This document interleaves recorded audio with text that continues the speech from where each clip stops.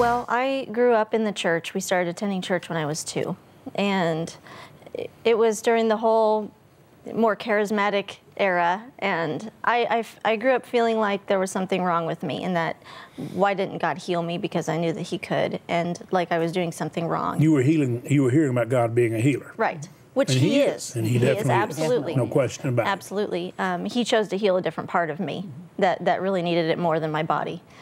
And it took me so long to figure that out, and I was so angry for the longest time, and I knew that God didn't make me this way, that, you know, we live in a fallen world and things aren't perfect, and that's just how I am, but I didn't know who to be angry at. You know, I'm the one statistic that you think you're never going to be, the 1 in 3,000 that ends up with a disability.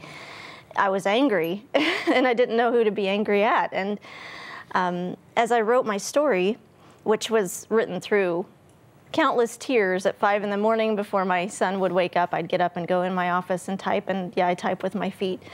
But I'd type, and the things that I had to work through when I wrote this book, it was a huge healing thing for me of itself. But I started to notice a pattern, and it looked to me like grief. I had studied some psychology in college. I really enjoy that, but I thought, this sounds like the stages of grief that I'm writing.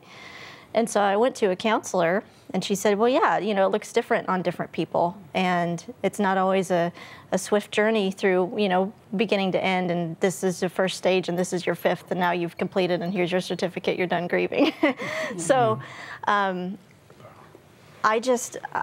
want people to go through my book and feel okay about reaching into those places that hurt, and there are journaling places in there to ask questions to help, but look at your story and be willing to allow God to use it, and be willing to cry through it, and be willing to grieve through it. And that's not all. I mean, that sounds like my book's really dark. It's not all like that, but I just want my reader to be able to be vulnerable with themselves and with God.